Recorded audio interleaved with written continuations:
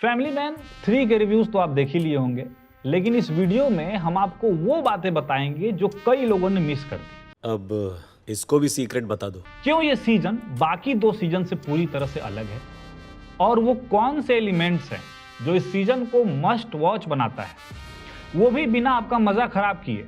मतलब हमारी कोशिश होगी कि स्पॉइलर ना दें, अगर एक आध होंगे भी तो उससे कहानी रिवील नहीं होगी। हम सिर्फ मनोज बाजपेयी की एक्टिंग पर नहीं रुकेंगे। ओके। नए चेहरों की दमदार परफॉर्मेंस, सीजन का core theme, fresh story line और टेक्निकल ब्रिलियंस, सब पर बातें होंगी। सबका शॉर्ट और शार्प एनालिसिस होगा। साथ ही क्लाइमेक्स ने कुछ फैंस को क्यों नाराज किया, ये भी ईमानदारी से बताएंगे। और एंड में इस पर भी बातें होंगी क्यों ये सीजन पूरे फ्रेंचाइजी का गेम चेंजर सीजन है। चलिए फिर शुरू करते हैं। इस बार जब सीजन शुरू होती है तो सीजन 2 का रिकैप नहीं देते हैं ये लोग, यानी मेकर्स ने पहले ही क्लियर कर दिया कि सीजन 2 से ये सीजन डायरेक्ट कनेक्टेड नहीं है। जैसा कि सीरीज का नाम है फैमिली मैन, तो एक कहानी for the obvious reason Srikanth की पर्सनल लाइफ की है। दूसरी तरफ इस बार स्टोरी शिफ्ट होती है नागालैंड में। वहां चल रही ड्रग डील्स, वहां के लोकल्स, रेबल ग्रुप्स की कहानी है। तीसरा एक एंगल है रुकमा यानी जयदीप अहलावत की कहानी। औकात बढ़ानी चाहिए अपनी, लेकिन भूलनी नहीं चाहिए। और चौथा एंगल है मीरा यानी निम्रत कौर। ये 2 कैरेक्टर्स इस बार इंट्रोड्यूस हुए हैं और दोनों ने झामफाड़ एक्टिंग की है। उसको और अच्छे से बताएंगे, उससे पहले आपको बता दें कि मीरा का जो कैरेक्टर है उसका काम इंटरनेशनल डील्स और क्रॉस बॉर्डर टेंशन क्रिएट करना है। साथ ही वो एक कड़ी है जिससे कि श्रीकांत ऐसे पचड़े में फंसे हैं कि भागे फिर रहे हैं, जो कि ट्रेलर में आप ऑलरेडी देख चुके हैं।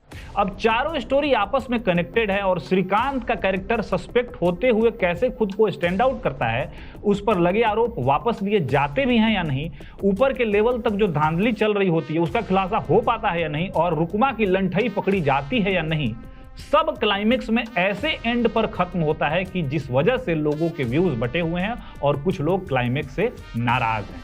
मैं भी उन लोगों में से हूं।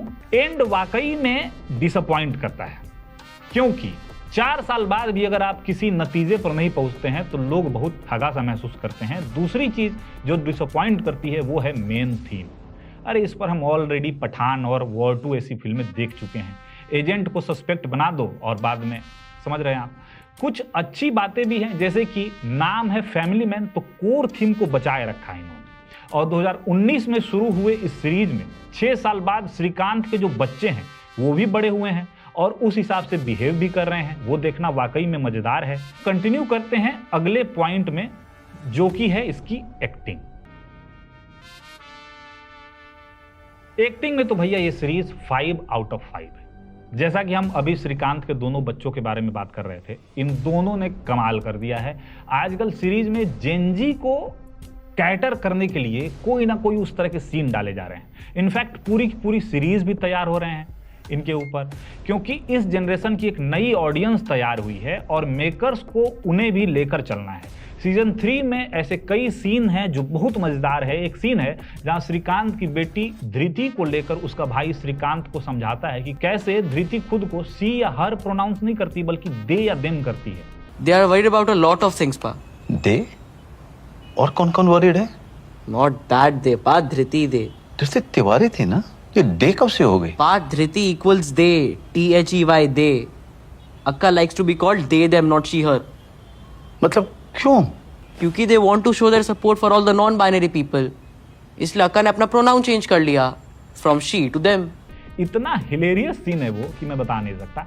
एक्टिंग की बात करें तो मनोज बाजपेयी ने जबरदस्त काम किया है। हो सकता है ये सीरीज आपको पहले सीजन जितना मीम ना दे, लेकिन जिस तरह से श्रीकांत के जीवन में चीजें हो रही हैं, जॉब लगभग जा चुकी है, परिवार को लेकर भाग रहा है, वो एक जगह जेके को बोलता है कि बहुत टाइम के बाद मेरी सच में फट रही है। अपने लिए नहीं बल्कि परिवार के लिए।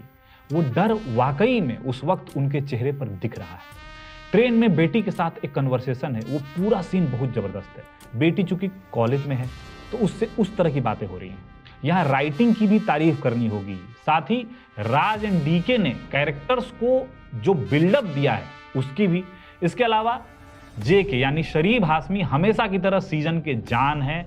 भाई साहब के जीवन में अभी भी प्रेम की कमी है और वो डेस्परेशन दिख रहा है। सिंगल जीना सिंगल मरना इससे बड़ा श्राप नहीं है लाइफ में। एक बार यहां से निकल गया ना जेके, मैं तेरा स्वयंवर रचाऊंगा। प्रॉमिस? साथ ही श्रीकांत के साथ उनकी नोकझोंक कमाल का है।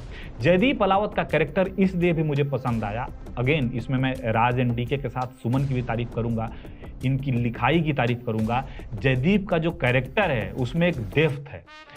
एक तो नो डाउट वो एंटागोनिस्ट हैं, बट फिर भी विलेन के दिल में भी एक सॉफ्ट कॉर्नर होता है, उसको उन्होंने जिस तरह से बाहर निकाला है वो वाकई में लाजवाब है।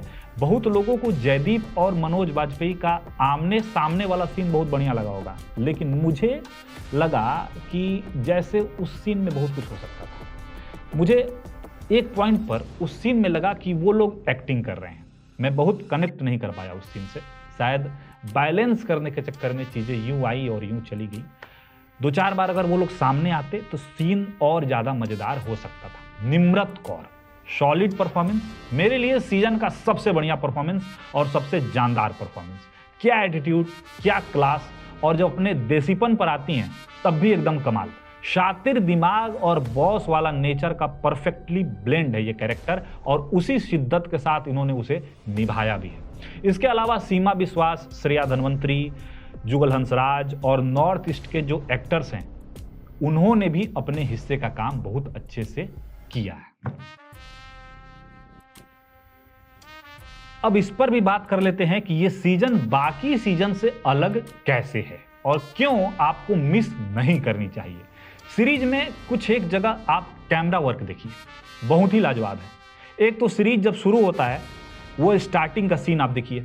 इसके अलावा ट्रेन वाले सीन में खिड़की से बाहर वाला शॉट देखिए, जब श्रीकांत अपनी बीवी के सामने बैठा है, उनके बीच कुछ ठीक नहीं है, फिर भी फैमिली साथ में है, लेकिन बाहर से देखने पर खिड़की के बीच का गैप मानो आंतरिक दूरी को भी दिखा रहा हो। देखिए, सबसे पहली बात कि पहले मैं भी एक सीरीज को उसके पिछले सीजन से कंपेयर करता था और इसमें कोई दिक्कत वाली बात नहीं है, कई लोग करते हैं, लेकिन जब समय के साथ मैं भी ये सोचता गया कि भाई 2019 में इसका पहला सीजन आया, 6 साल बाद भी हम 2019 से कंपेयर करें और बोले कि पहले वाला मज़ा नहीं है, फिर ये भी ठीक नहीं है। समय के साथ स्टोरी लाइन में चेंजेस आते हैं। श्रीकांत के बच्चे अब बड़े हो गए हैं। पहले या दूसरे सीजन में वो एक बार एक यंग लड़के को 2-4 थप्पड़ जड़ देता है, मतलब श्रीकांत, और उस वक्त उसका बच्चा उसे देख रहा होता है। स्कूल में बुलडोजर वाला सीन भी बच्चे के सामने ही होता है। शायद इसी वजह से इस बार एक सीन में उसका बेटा बोलता भी है कि पापा आप चलो और फलाने को पीट दो, लेकिन ऐसा कुछ होता नहीं है। इस सीजन में श्रीकांत का जो कैरेक्टर है वो सिचुएशन के साथ बिहेव करता है, उसकी पूरी फैमिली पर खतरा है और वो हीरोगिरी करता रहेगा तो बहुत फिल्मी लगेगा। राज एंड डीके ने इस नज़रिए से इस कैरेक्टर को गढ़ा है और इस वजह से शायद कई बार श्रीकांत आपको बोरिंग लगे, बट आप जब सिचुएशन समझेंगे तो चीज़ें आपको ठीक लगेंगी। कई सारे सीन्स में श्रीकांत डरा हुआ है बट अंदर से स्ट्रांग है और दिमाग पूरा अप्लाई करता है। वो जयदीप के साथ वाले सीन के बाद जब जयदीप का कैरेक्टर उसे नहीं मारता है, तब देखिए वो जेके को बोलता है कि इसने यहाँ हमें नहीं मारा, ये किसी के ऑर्डर पर काम कर रहा है। श्रीकांत वहाँ एक एजेंट के तौर पर दिमाग चलाता है और वो दिख रहा है।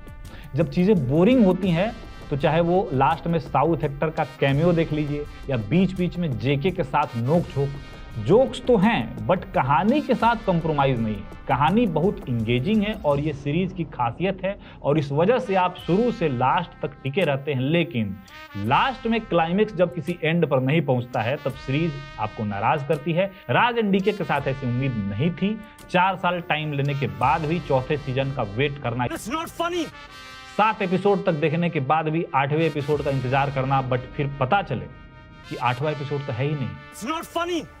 चलिए फिर इसी फन के साथ इस वीडियो को यहीं पूरा करते हैं। हमारी तरफ से 3.5 स्टार्स आउट ऑफ 5। रॉबिन भाई अगर फैमिली मैन वाले रैप के साथ वीडियो का द एंड करे तो मजा ही आ जाए। हाँ, तेरे को क्या प्रॉब्लम है? तूने तो जीवन के सारे सुख भोग लिए हैं ना। पहले बीवी, फिर बच्चे, उसके पहले गर्लफ्रेंड, उसके बाद में झगड़ा, सब। अकेला कौन मरेगा? मैं। सिंगल जीना, सिंगल मरना, इससे बड़ा श्राप नहीं है लाइफ में। धन्यवाद। कमेंट बॉक्स खाली है, बताइएगा जरूर कि आपको ये वीडियो कैसा लगा and don't forget to subscribe our channel विटी चोखा। धन्यवाद।